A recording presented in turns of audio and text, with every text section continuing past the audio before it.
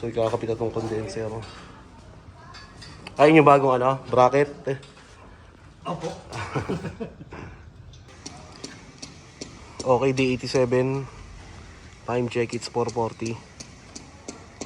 So pinapaayos ko tong canopy rito sa harap. Ayan, so ngayon tuwid na siya. Saka yung klebe niya paharap na. So goods na yun.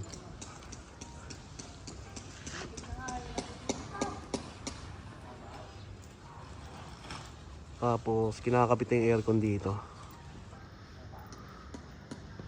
Ayan, bali nakabit na yung sa may indoor. Dito lang sa condenser.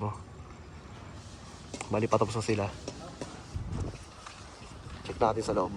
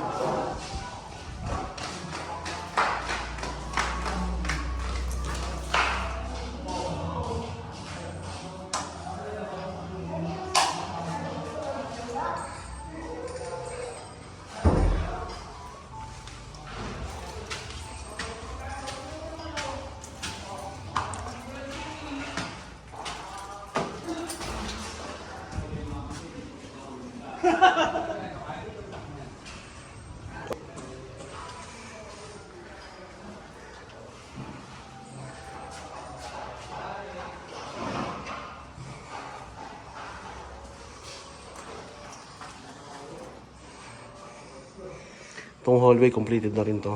Wala lang ceiling. Tapos ginagawa na yung sa may CR.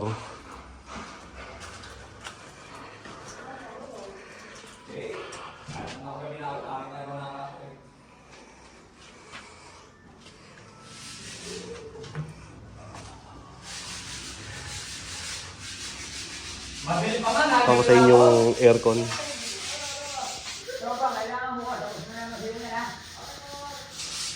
Focus ka na dyan. Manigis na yan, ha? Para mo at pwede na nilain yan hapon.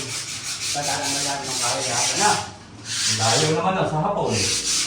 Para yung dami na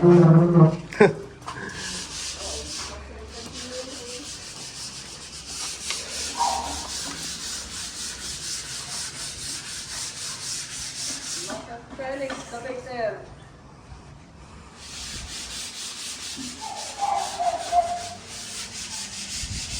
The Legend of Felix, typesetter.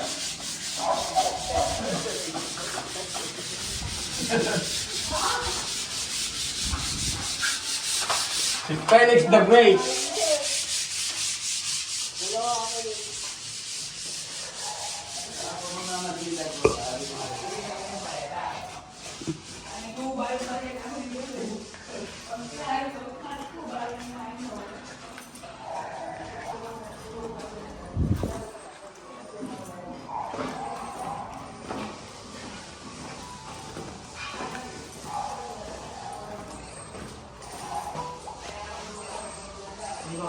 So bali bukas daw yung installation nito. Saka to. Sliding window sa modular.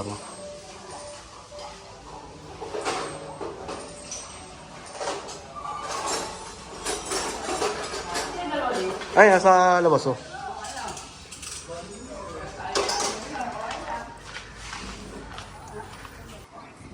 Okay, so day 87. So bali nakapagpakapitan ng aircon.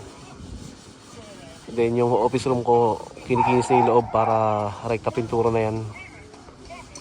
Bali ang kulang na lang kasi na pintura yung master's bedroom saka itong office room. Then yung CR, nag-start pang mag-tiles. And then itong canopy, dito sila nag-focus. I-forman at gusto ko maayos yung ano dyan, pantay. Okay na rin yan. Bali pantay na. Yung dalawang canopy. Yung canopy ng window saka yung sa may taas. So itong brakes pinabago namin yung pagkakalagay niya. So bakbak muna yan. Ulitin ulit. Okay, so that's it for day 87.